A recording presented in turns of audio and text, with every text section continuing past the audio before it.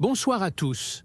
Ce soir, on ne commence pas avec un empereur, ni avec un philosophe barbu qui se prend pour un demi-dieu. Non, ce soir, on commence avec une plante. Une plante qui a dérouté les médecins, inspiré les poètes et agacé les gouvernements pendant plus de 5000 ans, le cannabis.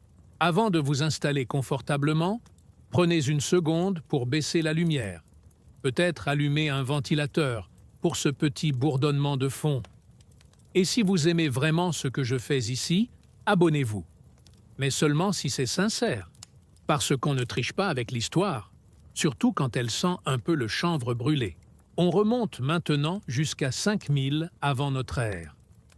L'âge de pierre. Et je souligne le mot « pierre ». La civilisation est encore en version bêta. Les gens découvrent la poterie, apprivoisent des chèvres et meurent de trucs absurdes comme s'être approché trop près d'un moustique.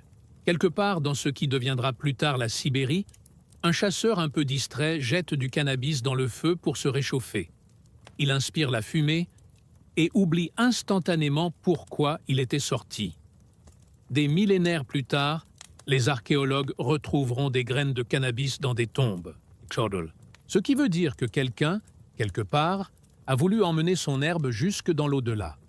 Rituel sacré ou simple « ne m'enterrez pas sans ma réserve » préhistorique? Connaissant l'humanité, probablement les deux. À l'époque, personne ne parlait encore de relaxation ou de philosophie. Le cannabis, c'était un outil de survie. Ses fibres servaient à faire des cordes, des vêtements, des voiles. Ses graines se mangeaient. C'était un couteau suisse de la nature.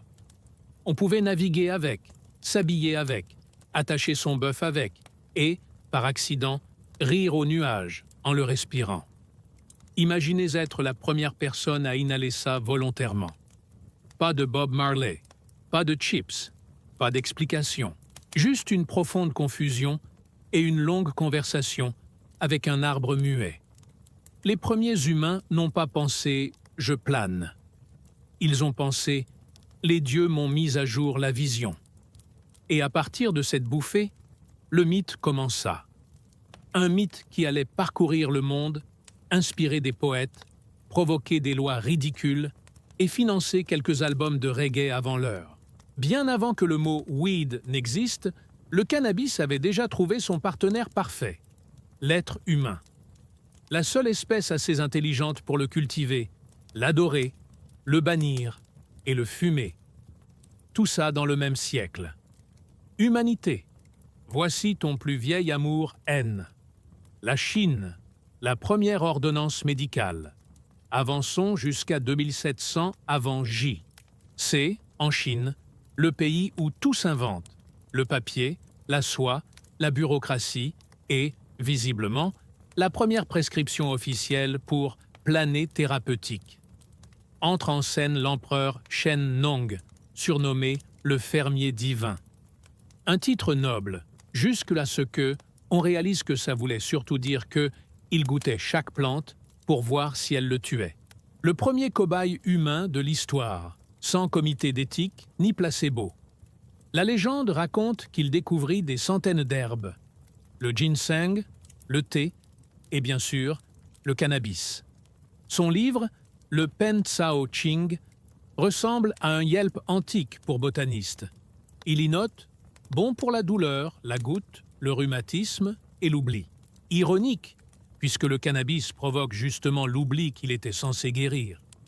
Pour Shen Nong, ce n'était pas un vice, c'était un médicament.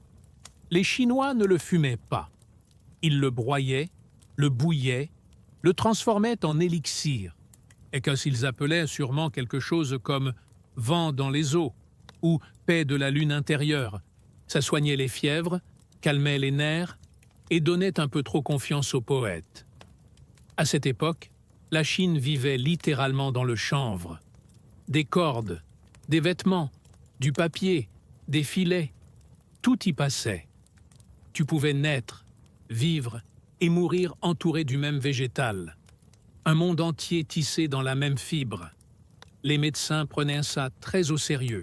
Ils pensaient que le cannabis rééquilibrait le yin et le yang, en d'autres mots, qu'il détendait l'âme. Officiellement, c'était médicinal. Officieusement, disons qu'on riait beaucoup dans les temples taoïstes. Pendant que l'Europe future inventerait la culpabilité, la Chine, elle, inventait la détente réglementée. Shen Nong ne connaissait pas le THC, mais il savait une chose, ça faisait taire les plaintes. Et dans un monde rempli de famines, d'inondations et de Mongols en préparation, c'était déjà un progrès médical majeur. Pendant que la Chine distillait des potions à base de chanvre, l'Inde décida de faire les choses autrement, rendre le cannabis sacré. Parce qu'après tout, si tu vas inhaler des visions, autant dire que c'est pour parler aux dieux. Vers 1500 avant J. C, le cannabis apparaît dans la Atharva Veda, l'un des 4 textes sacrés de l'hindouisme. On y lit qu'il fait partie des 5 plantes divines, un cadeau des dieux, offert par Shiva lui-même. Selon la légende, Shiva aurait découvert la plante sous un arbre céleste, en aurait goûté quelques feuilles et serait entré dans un état de chill divin. Dès lors, on l'appela Seigneur du Bang. Oui, c'est littéralement son surnom. Et franchement, ça en jette plus que Seigneur des Anneaux. Mais le Bang, ici, ne se fumait pas. Il se buvait. Un mélange de lait, d'épices, de feuilles de cannabis écrasées et d'illumination en option. Les prêtres, les yogis et les fêtards pieux en buvaient pendant les cérémonies, chantaient des hymnes et oubliaient ce qu'ils chantaient à mi-parcours. Ce n'était pas un acte de rébellion, c'était un acte de dévotion. Dans les temples, le cannabis purifiait l'esprit. Dans les villages, il aidait à supporter la belle famille. C'était un médicament, une méditation et une évasion légère, tout à la fois. Les festivals comme le Maha Shivaratri devinrent des marathons spirituels. On priait, on dansait, on buvait du bang jusqu'à voir l'univers vibrer. Si l'éveil avait une recette, elle ressemblerait à ça. Une part de dévotion, une part de cannabis et une bonne gueule de bois cosmique le lendemain. Pendant que la Chine rationalisait la plante, l'Inde l'humanisait. Le cannabis y devint joueur, spirituel, têtu, pas seulement une plante, un compagnon de route vers la compréhension du monde, ou du moins l'illusion de le comprendre. Là où d'autres voyaient un remède, l'Inde voyait un dieu avec le sourire aux lèvres. Quand le cannabis arriva en Perse, il avait déjà fait le tour de la moitié de l'Asie. Les Perses, philosophes dans l'âme, décidèrent que cette plante devait bien cacher une leçon cosmique. Parce qu'en Perse, même l'euphorie devait avoir un sens. Les prêtres zoroastriens l'utilisaient dans leurs rituels, convaincus que la fumée portait les prières vers le ciel, et probablement quelques neurones avec. Les penseurs persans, eux, y voyaient un moyen de calmer l'esprit pour réfléchir à l'essence de la vérité. Traduction moderne, tout leur paraissait limpide pendant 2 heures. Mais, comme toujours, les autorités finirent par s'en mêler. L'idée que les gens puissent atteindre le divin sans passer par le temple dérangeait profondément. Alors, on commença à condamner cette herbe suspecte. En public, on la critiquait. En privé, on en fumait. Une hypocrisie vieille comme le monde. Peu à peu, la plante se répandit le long des routes de soie, portée par les marchands persans. Avec elle, des idées, des rituels, des débats et un certain penchant pour la contemplation enfumée. Quand elle arriva en Grèce, elle n'était plus une simple herbe. C'était déjà un concept. Une philosophie roulée dans une feuille. Quand la plante arriva en Égypte, elle trouva un peuple qui croyait déjà que la vie continuait après la mort, mais qui n'était pas contre un peu d'aide pour y arriver plus détendu. Les Égyptiens n'ont jamais fait les choses à moitié, pyramides géantes, dieux à tête d'animaux, et maintenant, joints funéraires. Des chercheurs français, oui, bien sûr que ce sont toujours des Français qui fouillent les tombes des autres, ont découvert des traces de cannabis dans des momies datant de plus de 3000 ans, ce qui signifie, techniquement, que certains pharaons ont été momifiés sous influence.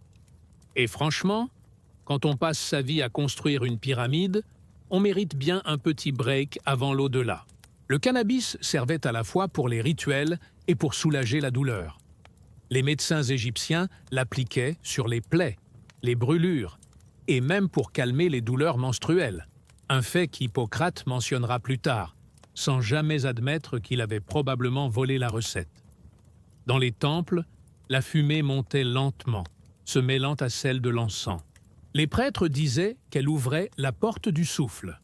Traduction: une très belle excuse pour flotter entre deux mondes pendant les prières du matin. Arrive maintenant la Grèce, patrie de la logique, du théâtre et des soirées qui finissent toujours en débat sur la morale. Les Grecs connaissaient le cannabis sous le nom de cannabis. Oui, le mot vient directement de là. Les Scythes, un peuple nomade du Nord, introduisirent la plante en Méditerranée. Alors, Hérodote, le grand historien, raconte comment ils jetaient des graines sur des pierres brûlantes dans leurs tentes fermées, puis hurlaient de joie dans la vapeur. Les archéologues appellent ça un rituel. Nous, on appelle ça un sauna chamanique sponsorisé par Snoop Dogg. Mais en Grèce, on ne fumait pas pour s'amuser, du moins, pas officiellement. On s'en servait pour apaiser la douleur, calmer les chevaux nerveux, et peut-être quelques philosophes en surchauffe. Les textes médicaux parlent d'un onguent à base de cannabis utilisé par les femmes pour les inflammations et les migraines. Les poètes, eux, n'en parlent jamais, mais leurs vers deviennent étrangement contemplatifs à partir du IVe siècle. Coïncidence? Imagine Socrate, après un bain, lançant à Platon: « Et si le monde n'était qu'une caverne pleine de fumée, mon ami ?» On rirait, mais cette idée n'est pas très loin de ce qu'il a vraiment écrit. Les Grecs n'ont jamais diabolisé la plante. Ils l'ont juste intégrée dans leur logique du juste milieu. Trop d'excès nuit à la vertu. Un peu d'herbe, en revanche, aide peut-être à tolérer Aristote quand il parle pendant 6 heures. Quand Rome absorba la Grèce, comme elle absorbait à peu près tout ce qui bougeait, elle hérita aussi du cannabis. Mais les Romains étaient des gens pratiques. Eux ne voyaient pas une plante mystique. Ils voyaient une corde. Le chanvre devint un pilier de l'économie maritime. Sans lui, pas de voile, pas de cordage, pas d'empire. Chaque galère romaine était littéralement propulsée par le cannabis. Pas par la fumée, mais par la fibre. Les légions l'utilisaient pour faire des tentes, les médecins pour panser les blessures, et les paysans pour gagner un peu d'argent. Mais attention, les Romains, eux aussi, connaissèrent la version récréative. Pline l'Ancien, encyclopédiste professionnel avant Wikipédia, note dans son « Histoire naturelle » que le chanvre peut provoquer une douce ivresse lorsque on en respire la fumée. Une phrase qui sonne comme un avertissement, mais qu'on sent tester personnellement. Dans les banquets, on mélangeait parfois des extraits de cannabis dans le vin. Résultat, discussions philosophiques interminables et rires incontrôlés. Les Romains appelaient ça vinum hilaris, le vin joyeux.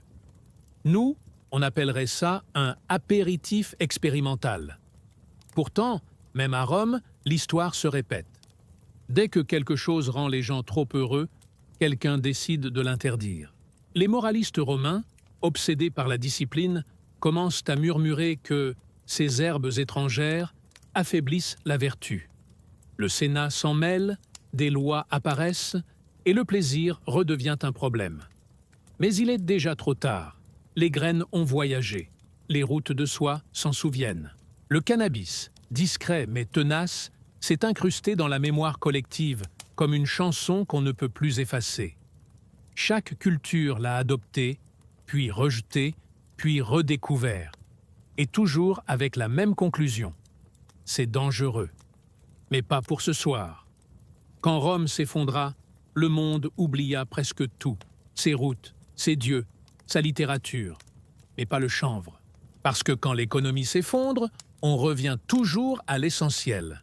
Une corde solide, un tissu chaud et, si possible, un peu de calme. Le monde change. Rome est tombée. Les routes se sont effacées. Les livres brûlent. Mais les graines, elles, voyagent encore. Quand les empires disparaissent, les plantes, elles, continuent d'écrire l'histoire à leur manière, silencieuses, tenaces et un peu enfumées. Au 8e siècle, la flamme du savoir s'éteint en Europe, mais brûle ailleurs, dans le monde islamique. Bagdad, Damas, Cordoue, des villes où les mathématiciens font des équations pendant que les poètes observent la fumée de leurs lampes. Le mot vient du persan hashishin, les mangeurs d'herbes, une appellation poétique qui deviendra plus tard une légende sanglante. Mais au départ, le hashish n'était pas une arme, c'était une porte. Les savants arabes redécouvrent les textes médicaux grecs et indiens, traduisent, expérimentent, observent.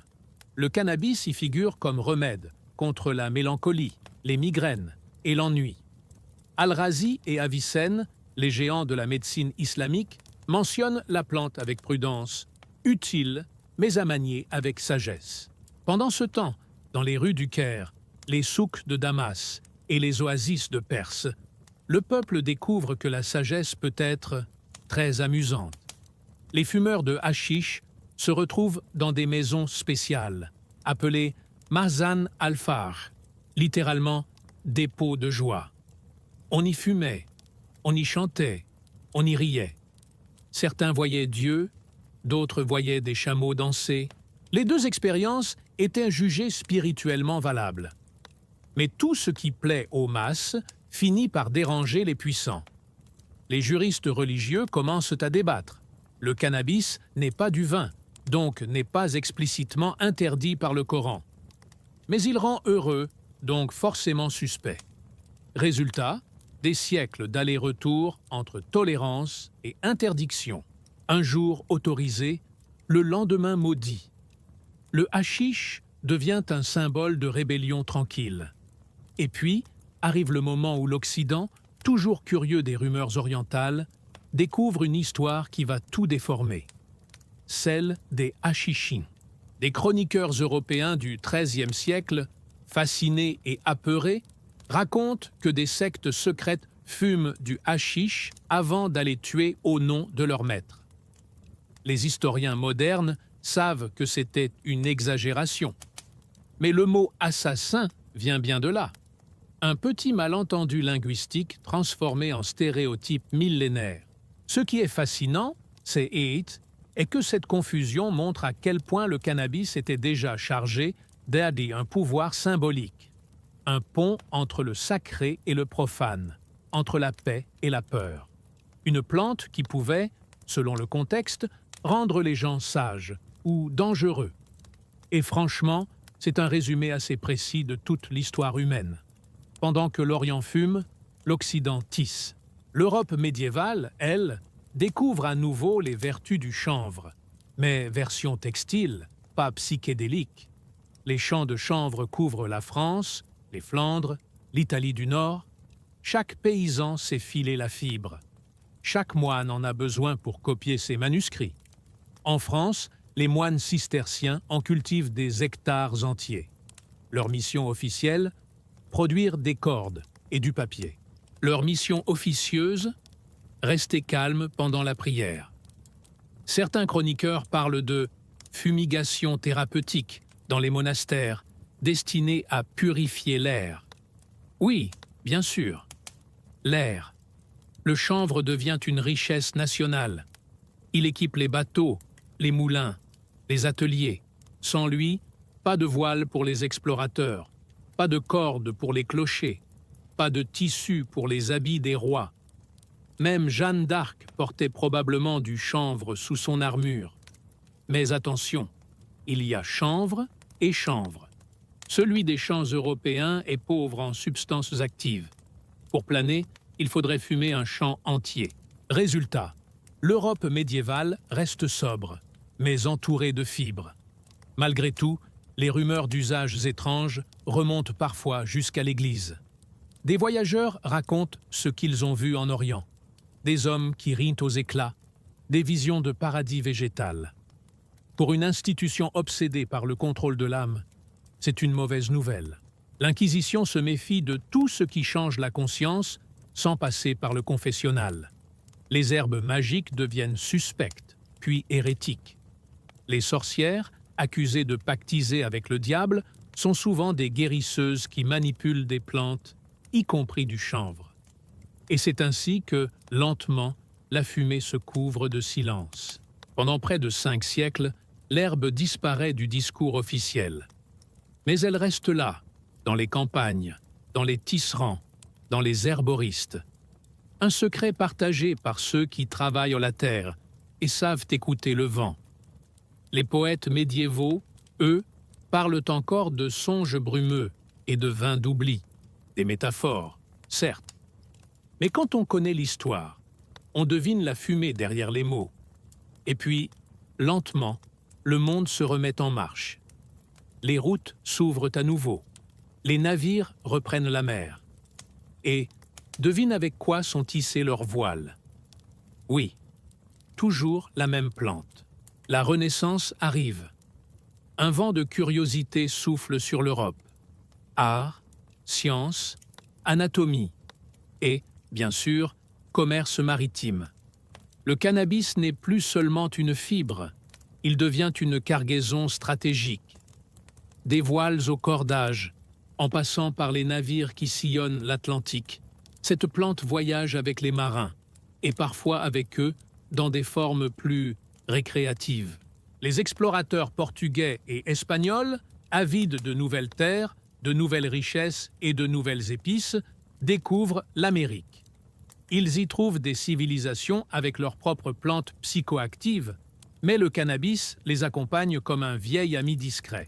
Les marins cultivent du chanvre sur les îles pour les cordages, mais l'histoire veut que, ils aient aussi expérimenté avec les feuilles séchées pendant les longues traversées. Les journaux de bord sont prudents. On y lit. Certains hommes paraissent joyeux. Traduction. Ils sont probablement légèrement planés. Pendant ce temps, au Maghreb, le cannabis se développe dans les villes et villages. Il devient partie intégrante de la culture, tant dans les rituels que dans la vie quotidienne. Les herbes sont infusées dans les thés à la menthe, fumées dans de petits pipes appelées sebsi et consommées avec une attitude décontractée, presque méditative. Les poètes et conteurs du désert apprécient le cannabis, autant que les histoires qu'ils racontent. La culture se propage, portée par les caravanes et les commerçants. La plante circule dans les bazars et les places de marché, toujours silencieuse, toujours observatrice. Elle apprend les langues, s'adapte aux coutumes et attend patiemment son heure de gloire dans le Nouveau Monde. Les colons européens apportent le chanvre aux Amériques pour des raisons pratiques, cordage, tissu et papier. Jamais pour planer, officiellement.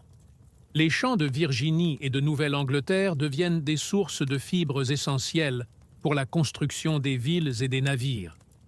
Mais les esclaves africains apportent aussi leur savoir. Ils connaissent les propriétés médicinales et récréatives du cannabis et l'introduisent dans les plantations. Ainsi, une plante qui a traversé des millénaires et des continents devient un symbole de survie et de résistance.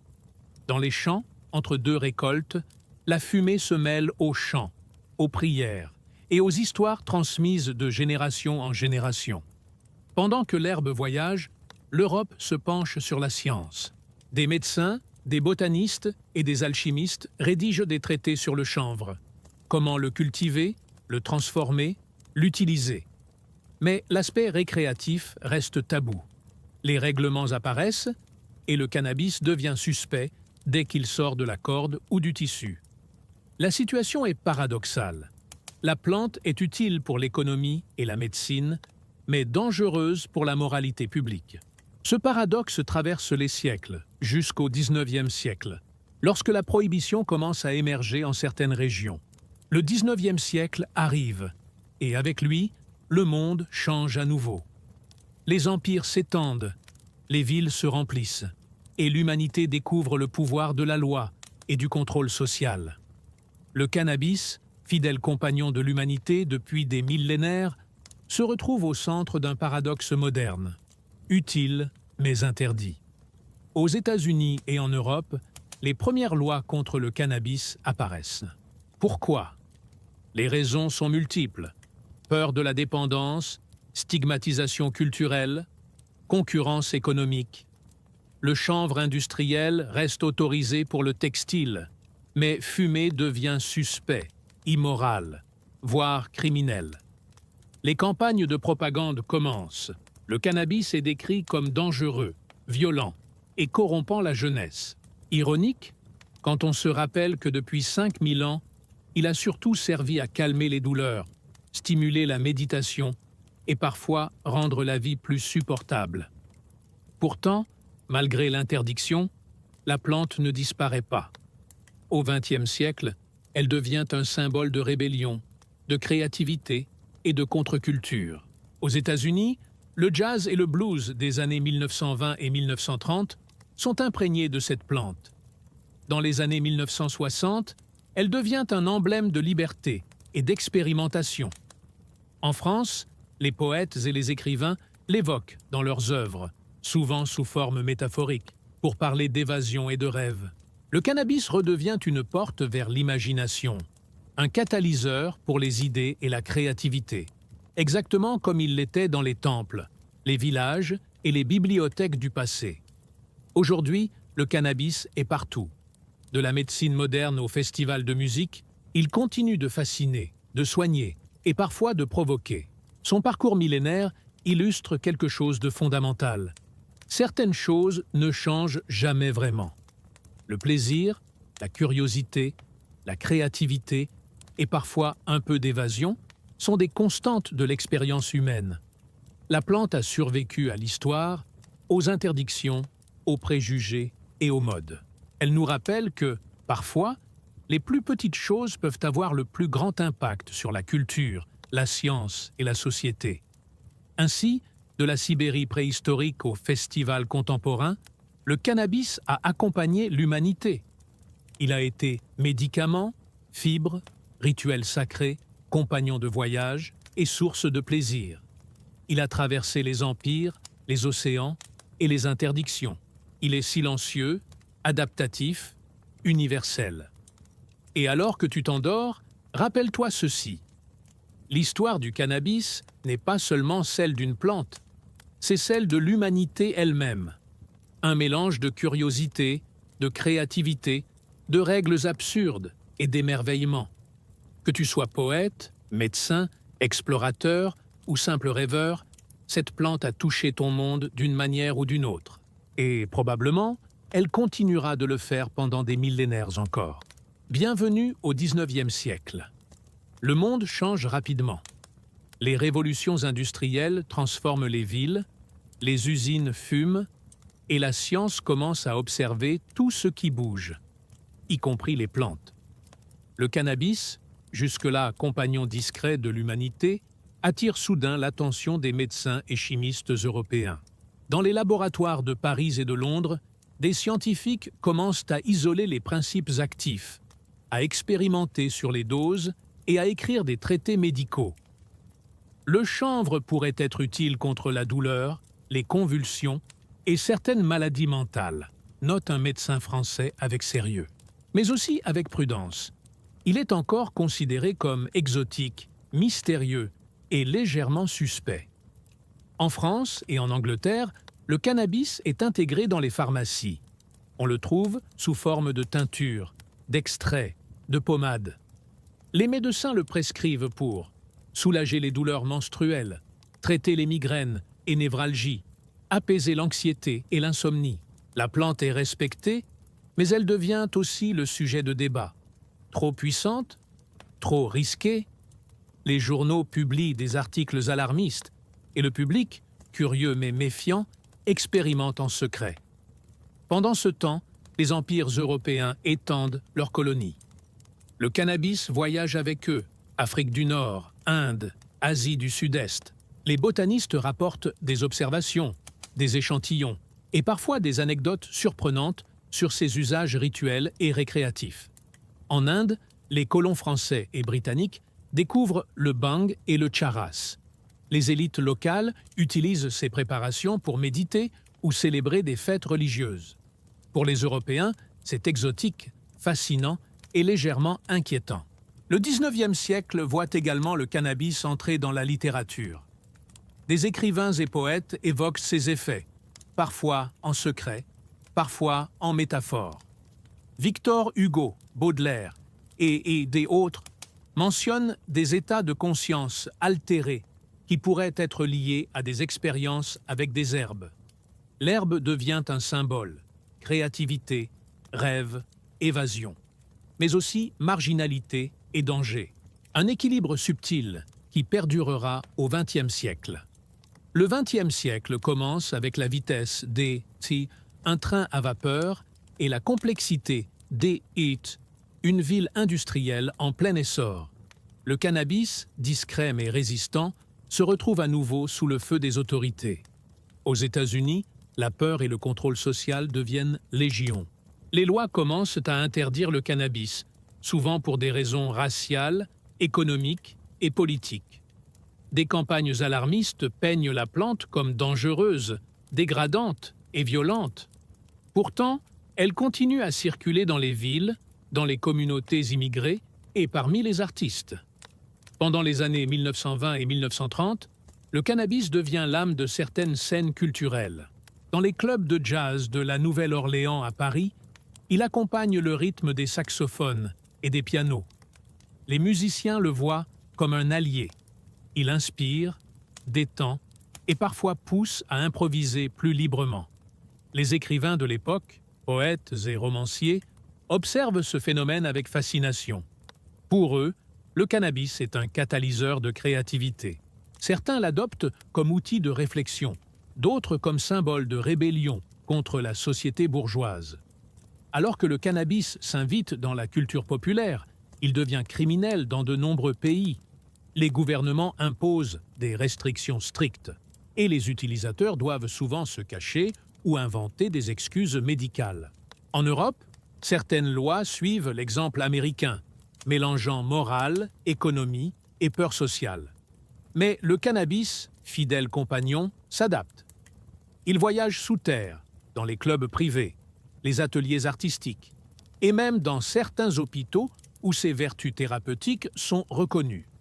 Le paradoxe est clair, utile et inspirant, mais interdit et dangereux. À mesure que la prohibition s'étend, le cannabis devient un symbole. Symbole de contestation contre l'autorité, symbole de liberté individuelle, symbole de créativité et d'innovation artistique. Dans les films, la littérature, la musique, il commence à apparaître comme un élément culturel incontournable. Le cinéma américain des années 1930 et 1940 en parle à demi-mot, dans des scènes comiques ou dramatiques. Les magazines et romans pulp en font parfois la vedette. Et, toujours, malgré les interdictions, la plante reste présente. Dans les foyers, les ateliers, les clubs de jazz, elle accompagne l'humanité silencieusement, fidèle à son histoire millénaire. Le XXe siècle montre une vérité universelle. Le cannabis n'est pas seulement une plante, c'est un miroir de la société. Il reflète nos peurs, nos désirs, notre créativité et nos contradictions. À chaque interdiction, à chaque loi, à chaque stigmatisation, il trouve un moyen de continuer. Il traverse les océans, les frontières et les époques. Et il reste, silencieux mais présent, un témoin de l'histoire humaine, toujours prêt à inspirer, soigner ou simplement faire sourire. Dans les années 1970 et 1980, des groupes militants aux États-Unis, en Europe et au Canada commencent à réclamer des réformes. Ils mettent en avant l'usage médical pour soulager la douleur et traiter certaines maladies. Ils défendent la liberté individuelle et dénoncent les discriminations liées à l'application des lois. Les médias commencent à relater ces histoires. Le cannabis devient un symbole de contestation, mais aussi d'espoir pour ceux qui souffrent et cherchent des alternatives aux médicaments chimiques. Pendant cette période, la musique, le cinéma et l'art intègrent le cannabis dans leur imaginaire. Le reggae de Bob Marley popularise l'idée d'une consommation rituelle et spirituelle. Le hip-hop, le rock et la musique électronique en font un symbole de rébellion et de créativité. Les festivals et rassemblements culturels deviennent des lieux où la plante est acceptée, célébrée et expérimentée. La France, elle aussi, connaît une diffusion culturelle de l'herbe. Les écrivains et artistes urbains évoquent ces effets dans leurs œuvres, souvent avec humour et poésie. Le cannabis devient un élément de dialogue générationnel. Tradition, contestation et innovation se mêlent. À la fin du XXe siècle, certains pays commencent à légaliser l'usage médical. Le cannabis n'est plus seulement un symbole ou un tabou, mais un médicament reconnu. Il soulage la douleur, la nausée, les troubles neurologiques. Il offre des alternatives aux opioïdes et autres traitements lourds. Cette reconnaissance légale marque un tournant historique. Après des millénaires de stigmates et de prohibitions, la plante retrouve une place officielle, même si les débats sur sa consommation récréative continuent. À travers tous ces siècles, le cannabis a gardé sa capacité d'adaptation. Chinois, Égyptiens, Grecs, Romains, Arabes, Européens, chacun l'a adopté à sa manière. Les sociétés modernes continuent de débattre, d'expérimenter et d'intégrer la plante dans la médecine, la culture et l'économie. Le message est clair. Certaines choses traversent le temps et les cultures. Le cannabis, silencieux, patient et universel, en fait partie. Du 19e au 21e siècle, le cannabis illustre le contraste entre interdiction et usage, peur et curiosité, tradition et modernité. Sa résilience et sa capacité à s'adapter à toutes les époques montrent que il n'est pas qu'une plante. C'est un miroir de l'humanité, témoin silencieux de nos erreurs, nos espoirs et nos rêves. Des pays comme le Canada, certains États américains, l'Uruguay et plusieurs pays européens commencent à légaliser l'usage médical et récréatif. Le discours change, de la peur et de la stigmatisation à la régulation et au contrôle, de l'interdit à l'inclusion dans l'économie et la santé publique. Les scientifiques publient des études rigoureuses sur les bienfaits et les risques du cannabis. Le grand public découvre que la plante a été mal comprise pendant des siècles et, naturellement, la culture pop l'embrasse rapidement. Films, séries, festivals, réseaux sociaux. Dans les films, le cannabis est représenté de façon plus nuancée. Humour, détente, réflexion, créativité. Les musiciens, artistes et influenceurs le mettent en avant pour inspirer la création artistique, favoriser la relaxation, explorer la conscience. Paris, Berlin, Montréal. Dans ces villes, le cannabis devient un élément normal de la vie urbaine pour certains, un symbole culturel pour d'autres. Les cafés et les boutiques spécialisées ouvrent, proposant des produits variés. Fleurs, huiles, comestibles, infusions. Même si la légalisation progresse, les débats persistent. Santé publique et sécurité, consommation responsable, impacts sociaux et économiques. Les gouvernements créent des cadres légaux pour encadrer la consommation, protéger les mineurs et générer des revenus fiscaux. Le cannabis devient un phénomène économique majeur, mais toujours entouré de discussions culturelles et sociales. Après plus de 5000 ans d'histoire, le cannabis reste fidèle à sa réputation. Médecine et rituel, fibres et industrie, récréation et culture. Il s'adapte, traverse les frontières, se réinvente avec chaque génération. Chaque culture lui donne un nouveau rôle, mais la plante elle-même reste inchangée, silencieuse, versatile, universelle. Les chercheurs développent de nouvelles façons d'extraire, purifier et doser les principes actifs. THC et CBD sont isolés pour des usages thérapeutiques précis. Des capsules, huiles et sprays permettent un dosage contrôlé. La génétique moderne produit des variétés adaptées à différents besoins: relaxation, créativité, sommeil ou performance médicale. La science change le visage du cannabis, d'une plante mystique à un outil thérapeutique précis. Les médecins peuvent maintenant prescrire la plante avec un niveau de contrôle impossible il y a seulement un siècle. le cannabis devient un phénomène économique global. États-Unis, Canada, Uruguay, Allemagne, Pays-Bas, marchés légaux dynamiques. Produits dérivés, fleurs séchées, huiles, comestibles, boissons infusées. Tourisme cannabique. Certains pays attirent les visiteurs grâce à la législation relaxée.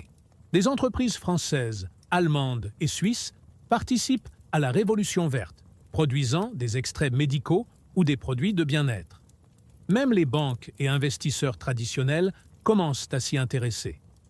Le cannabis, après avoir été marginalisé pendant des siècles, devient une force économique majeure, respectée et régulée. Parallèlement, le cannabis continue d'influencer la mode, la musique et l'art. Les festivals modernes célèbrent la plante et ses effets créatifs. Les musiciens et DJ évoquent la consommation comme source d'inspiration. Les artistes urbains utilisent le cannabis comme symbole de liberté et d'expression. Dans les grandes villes françaises comme Paris, Lyon ou Marseille, la culture cannabique s'intègre dans la vie quotidienne, tout en restant un sujet de débat. Cafés spécialisés, salons de dégustation et boutiques de produits CBD deviennent des lieux sociaux et culturels. L'ère moderne met aussi en avant la durabilité. Le chanvre industriel revient comme fibre écologique. Vêtements, papier, matériaux de construction. Les cultures modernes utilisent moins de pesticides et moins d'eau grâce aux techniques hydroponiques et biologiques. Les consommateurs choisissent de plus en plus des produits issus de cultures responsables et locales. Le cannabis ne se contente plus d'être utile à l'homme. Il devient un outil pour réinventer la production durable, tout en restant fidèle à son héritage millénaire. Malgré la légalisation partielle et les innovations, les discussions continuent. Usage récréatif versus médical. Régulation stricte versus libre accès. Conséquences sociales et sanitaires. Chaque pays expérimente des modèles différents, créant un patchwork mondial fascinant. Le cannabis devient un miroir des sociétés, révélant leurs valeurs, peurs et priorités. Après plus de 5000 ans de présence humaine, le cannabis reste un compagnon universel. Dans la médecine moderne, comme dans les rituels anciens, dans les marchés économiques, comme dans les communautés locales. Dans l'art et la musique, comme dans la science et la technologie, il s'adapte, mais ne change pas fondamentalement. Il relie passé et présent, Orient et Occident, tradition et innovation. Et alors que la planète continue d'évoluer, il reste un symbole de créativité, liberté et résilience. Le XXIe siècle se lève sur des villes illuminées, des écrans omniprésents et un monde connecté comme jamais auparavant. Le cannabis, après des millénaires d'histoire silencieuse mais profonde, s'avance désormais au centre de la scène mondiale, non plus seulement comme plante mystique ou ressource industrielle, mais comme symbole culturel, objet de science et moteur économique. L'histoire millénaire du cannabis, de la Chine ancienne au festival moderne, atteint un point où science, société et technologie convergent. Les laboratoires modernes explorent ses propriétés avec une précision que les alchimistes et médecins du XIXe siècle N auraient pu imaginer. Le THC, le CBD et de nombreux autres cannabinoïdes sont isolés, analysés et intégrés dans des traitements médicaux. Chaque molécule devient une pièce d'un puzzle complexe qui relie la plante aux maladies neurologiques, aux douleurs chroniques, à l'anxiété et même à certains troubles métaboliques. Les scientifiques ne se contentent pas d'observer. Ils innovent, créant des huiles, des capsules et des sprays permettant un dosage précis, sûr et contrôlé, faisant de la plante un outil médical moderne à part entière. Les marchés internationaux du cannabis connaissent un essor sans précédent. Des pays comme le Canada, l'Uruguay, les États-Unis et plusieurs nations européennes légalisent progressivement l'usage médical, puis récréatif. Cette législation ouvre la voie à une économie structurée et contrôlée. Les entreprises françaises développent des extraits thérapeutiques, Les laboratoires suisses innovent dans le domaine du CBD et l'industrie allemande devient un modèle de régulation et de qualité. Le cannabis n'est plus marginal, il devient un moteur économique, une ressource fiscale et un sujet de réflexion politique. Les exportations, le commerce en ligne, le tourisme spécialisé et les services associés transforment la plante en une force globale, influençant des secteurs allant du bien-être à l'art de vivre. Parallèlement à cette expansion économique, le cannabis influence la culture contemporaine avec une force inédite. Les festivals musicaux internationaux célèbrent ses effets créatifs. Les cafés spécialisés en Europe deviennent des lieux sociaux et culturels. Et les réseaux sociaux offrent une vitrine globale à ces usages récréatifs et thérapeutiques. À Paris, Lyon, Berlin ou Barcelone, le cannabis se retrouve intégré dans la vie urbaine quotidienne, non plus comme un secret ou un interdit, mais comme un élément de dialogue générationnel. Les jeunes adultes et les professionnels découvrent que la plante, bien utilisée, peut accompagner détente, créativité et réflexion. Les artistes l'intègrent dans leurs œuvres. Peinture, performance et installation explorent les sensations, l'altération de la perception et la méditation, héritage direct des traditions millénaires où le cannabis accompagnait poésie et rituels. L'ère moderne n'est pas uniquement celle de la consommation récréative. La technologie transforme profondément les modes de culture et de distribution. Les cultures hydroponiques et les serres automatisées permettent de maximiser la qualité et la production tout en réduisant l'impact environnemental. Des systèmes intelligents régulent l'éclairage, l'irrigation et la nutrition des plantes. Les méthodes biologiques, utilisation réduite de pesticides et le choix de variétés locales garantissent une production durable et respectueuse de l'environnement. Le cannabis industriel revient également en force.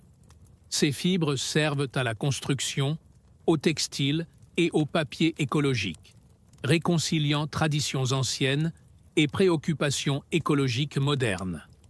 La plante, une fois encore, montre sa capacité unique à s'adapter aux besoins humains tout en restant fidèle à ses propriétés naturelles. L'impact social et culturel du cannabis continue de se développer de manière globale.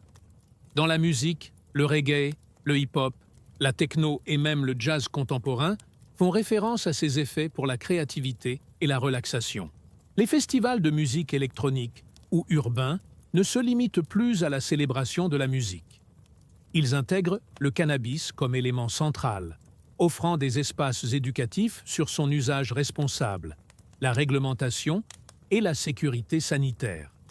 Les artistes urbains et les écrivains contemporains s'inspirent de la plante, l'utilisant comme métaphore de liberté, de rêve et de résistance face aux contraintes sociétales. Même dans la littérature et le cinéma, le cannabis est représenté avec nuance. Il peut être source d'inspiration, mais également outil de critique sociale ou symbole de marginalité assumée. La plante devient un langage commun entre générations et cultures, un élément de cohésion autant qu'un sujet de débat. Les débats contemporains sur le cannabis ne concernent plus seulement la légalité ou l'usage récréatif. Ils incluent désormais la santé publique, la consommation responsable, l'impact économique et l'éthique environnementale.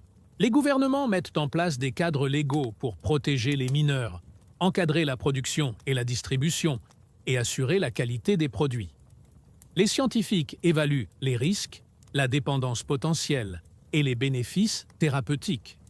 Les citoyens, de leur côté, participent activement à ces discussions à travers des associations, des campagnes de sensibilisation et des plateformes numériques, contribuant à une conscience collective sur la place de la plante dans la société. Ainsi, le cannabis devient à la fois un objet de loi, de science et de culture, une intersection où tous les aspects de la vie moderne se rencontrent. L'impact international est également spectaculaire. Les marchés légaux du cannabis entraînent un échange culturel inédit. Des pratiques ancestrales indiennes ou africaines sont étudiées et parfois adaptées, tandis que des innovations européennes ou nord-américaine influencent le marché mondial. Les conventions, conférences et forums internationaux permettent un échange global sur la réglementation, les meilleures pratiques agricoles et médicales et sur la manière de intégrer le cannabis dans l'économie mondiale sans répéter les erreurs du passé. La plante devient ainsi un vecteur de dialogue interculturel, reliant continents, traditions et générations à travers un même sujet universel. Dans le domaine médical, les innovations sont impressionnantes. Les traitements à base de cannabis sont utilisés pour la gestion de la douleur chronique, le soulagement des nausées induites par la chimiothérapie et le traitement de maladies neurologiques comme l'épilepsie ou la sclérose en plaques. La recherche sur le CBD, non psychoactif, ouvre des perspectives sur l'anxiété, le stress et même certains troubles métaboliques. Les hôpitaux et cliniques spécialisés offrent désormais des programmes intégrés combinant médecine conventionnelle et traitement à base de cannabis, prouvant que la plante, longtemps marginalisée, est désormais un acteur central de la santé moderne. Les implications économiques ne sont pas moindres. Le cannabis devient une source de revenus fiscales pour les États, un moteur d'emploi et un secteur innovant pour les start-up. De nouvelles industries émergent. Laboratoires, technologies agricoles, distribution légale, produits dérivés. Les banques et investisseurs institutionnels, longtemps réticents, commencent à s'engager dans ce secteur, reconnaissant le potentiel économique colossal de la plante. Même l'artisanat traditionnel et la petite production locale trouvent un marché dans le commerce légal, créant un mélange unique d'économie globale et locale. La culture numérique transforme aussi la perception du cannabis. Les réseaux sociaux permettent l'éducation, la sensibilisation et la diffusion de pratiques responsables. Les communautés en ligne partagent des connaissances, des techniques de culture, des expériences thérapeutiques et des créations artistiques inspirées par le cannabis. Cette visibilité transforme l'ancienne clandestinité en dialogue ouvert, tout en conservant la dimension culturelle et spirituelle que la plante porte depuis des millénaires. Enfin, le cannabis s'affirme comme symbole universel de résilience et d'adaptabilité. Après plus de 5 millénaires de traversées, d'interdictions et de stigmatisation, la plante reste présente dans les foyers, les cliniques, les festivals et les laboratoires. Elle continue de relier le passé au présent, l'Est à l'Ouest, la tradition à l'innovation. Elle incarne la créativité, la liberté et l'interconnexion humaine. À travers chaque génération et chaque culture, le cannabis continue de rappeler à l'humanité que certaines forces, naturelles et silencieuses, sont capables de traverser les siècles sans jamais perdre leur essence. L'histoire moderne du cannabis est donc une symphonie complexe. Science et art, économie et culture, loi et liberté individuelle. Chaque aspect est lié, formant une toile globale où la plante joue un rôle central. Les innovations scientifiques, les marchés régulés, la culture populaire et les débats sociaux ne font pas que transformer l'usage du cannabis.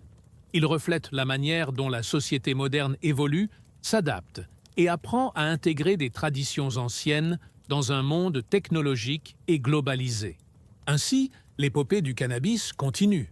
Chaque flacon, chaque festival, chaque étude scientifique n'est pas seulement un produit ou un événement.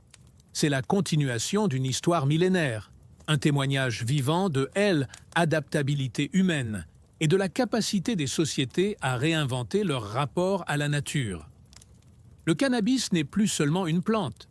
Il est un acteur culturel, économique et scientifique, un miroir de l'humanité elle-même. Less traces, less plus anciens, du cannabis remontant a lossi central. Les pupils nomads de Sibérie l'utilisant daisia process fibers, essaie nourriture excess propriets, subtarets les grains de chanvre riches en nutriments, et integres dans l'alimentation et les tingers surveillant assoina, des bleches ou apaiser les douleurs dans certaines cultures, la plante fait partie des rites chamaniques permettant aux sages et guérisseurs de méditer de prière, l'avenir ou d'entrer en contact avec le monde spirituel. Chaque utilisation est codify et intégré à un système cultural complexe où l'homme et la plante coexistent dans un équilibre subtle. En Chine, verse 2 700 ab JC, l'empereur Shen non mention la chanvre dans ses écrits médicinaux, les fibres servant à fabriquer vêtements, cordages et papiers, tenders que les feuilles et fleurs sont utilisées pour s'alléger la douleur, les troubles digestifs et certains maux neurologiques. La cannabis devient un symbole de polyvalence et de durabilité capable de nourrir, protéger et soigner en Indie. La plante est intégrée dans les rituals religieux avec la bang consomme lors des fêtes et cérémonies ses usages. Ancients posant les bases d'un en relation millénaire entre elles. OMET let sacralite et plaisir en Egypte ancien, la cannabis accompagne la médecine et les rites funéraires des textes papyri mentionnant son usage pour traiter la douleur et les inflammations. Chez les Grecs et les Romains, il est surtout reconnu pour ses propriétés médicinales et textiles.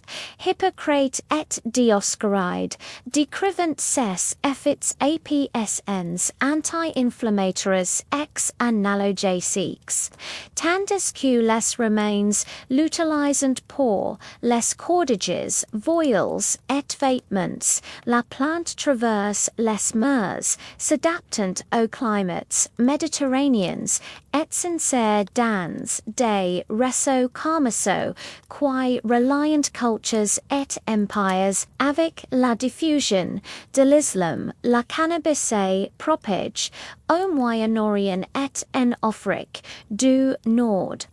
La hashish devient partie intégrante de certains rituals sophis utiles pour la méditation et l'élévation spirituelle. Les marchands transportant la plante vers l'Europe et l'Asie, contribuant à une diffusion mondiale en Afrique subsaharienne, les communautés locales intégrant la plante dans leurs pratiques médicales et sociales, cultivant une connaissance empirique des effets psychoactifs et thérapeutiques. Au même moment, la chanvre industrielle continue de prospérer. Il est utilisé pour fabriquer cordages, voiles, vêtements et papiers. Les marins et explorateurs européens s'appuyant sur ces fibres pour naviguer et commercer tandis que les empires coloniaux introduisent la plante dans de nouvelles régions, notamment en Amérique du Nord et en Amérique du Sud. Au XIXe siècle, les sciences occidentales découvrent la cannabis sous un angle inédit. Les laboratoires européens, notamment en France et en Angleterre, Iceland ses principes, actifs et publiant de etudes, medicals le cannabis est, a law proscrit por, diverses affections, douleurs chroniques, migraines, troubles menstruals, epilepsy et anxiety.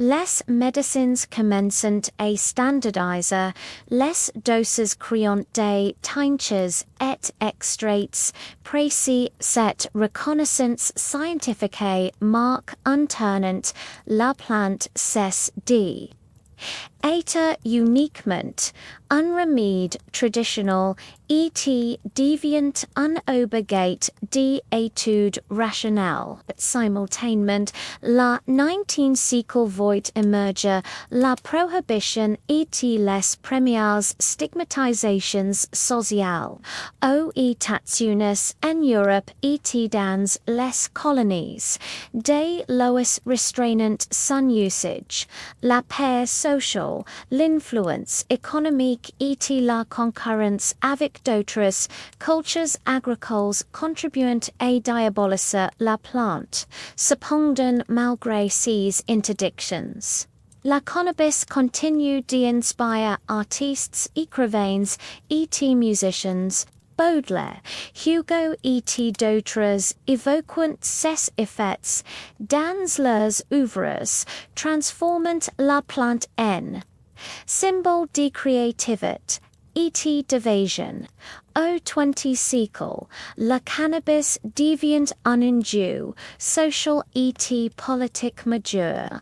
Aux États-Unis, les campagnes de propagande le présentent comme dangereux et immoral, tandis que les mouvements artistiques et musicaux en font un symbole de rébellion. La jazz, la blues, la reggae et la pop célébrant la cannabis comme catalyseur de créativité et d'expression. En France, les poètes urbains et les écrivains contemporains intégrant dans leurs textes comme un moyen de méditation et de réflexion, continuant la tradition millénaire d'utilisation culturelle et spirituelle. Pendant cette période, la cannabis s'est dédoublée, autothérapeutique et symbole de contestation. Les premiers groupes militants réclamant sa légalisation médicale et la protection de l'usage individuel. Les festivals, clubs et lieux culturels deviennent des espaces d'expérimentation, de partage et de réveil. La plante redevient un moteur d'identité culturelle et sociale, reliant traditions anciennes et aspirations modernes. La fin du XX et le début du XXI siècle marquant la légalisation progressive dans plusieurs pays. Le Canada, l'Uruguay, certains États américains et des nations européennes adoptant des cadres légaux pour usage médical et récréatif. La cannabis devient un produit régulier intégré à l'économie générant des revenus fiscaux et créant des emplois. Les startups innovant dans les produits dérivés, huiles, capsules, comestibles, boissons et textiles. Les laboratoires développant des extracts à usage médical précis optimisant le dosage et la concentration en cannabinoïdes. La science continue d'explorer de nouvelles perspectives, traitement des maladies chroniques, troubles neurologiques, anxiété et bien-être general. La cannabis devient une ressource thérapeutique indispensable. Integri dans la médecine moderne, 2N Gardant Sun Rail Cultural et Social, la recherche scientifique et la régulation légale et complétante, et blissant un équilibre entre usage sur bénéfices thérapeutiques. Et responsabilités sociétales, la culture contemporaine, intègre le cannabis dans un cadre social et artistique, films, séries, musique et festivals célébrant ces effets explorant ces usages et mettant en avant la response. Les réseaux sociaux permettent une éducation globale sur la consommation, les techniques de culture et les usages médicaux à la plante. Deviant en ligne, intergénérationnel, un symbole de liberté d'expérimentation. Les cafés spécialisés et boutiques CBD deviennent des lieux de socialisation et d'échange culturel contribuant à l'acceptation et à la plante dans la vie quotidienne. La moderne voit un retour du cannabis industriel et du chanvre écologique. Les cultures respectant l'environnement réduisant la consommation d'eau. La chanvre, ce dans la construction, la textile et la papier, offrant des alternatives durables aux industries traditionnelles. Cette dimension environnementale renforce l'importance de la plante dans le développement durable et la responsabilité sociale contemporaine, malgré la légalisation et l'acceptation culturelle. La cannabis reste un sujet de débats mondiaux équilibrés entre usage médical et recreatif, régulation et sécurité, impacts sociaux et chaque société adapte ses lois selon ses valeurs et rights. La cannabis devient un miroir de l'humanité, révélant paix, espoirs, curiosité et créativité. Il illustre la manière dont une plante peut influencer la culture, l'économie et la santé et la société, tout en traversant les siècles sans perdre ses forces symboliques. Après plus de 5 millénaires, la cannabis reste un acteur universal médecine et ritual fibre et industrie culture, créative et liberté. Il relie passe et présent, tradition et innovation, orient et occident. Sa résilience et sa polyvalence, fonte levante de l'histoire humaine. Chaque génération continue de l'intégrer dans sa culture. Ses pratiques médicales, ses loisirs, sho, la cannabis est plus qu'une plante. Il est un symbole de l'ingéniosité, de la curiosité, et de la capacité humaine à transformer et s'adapter aux défis socio-économiques.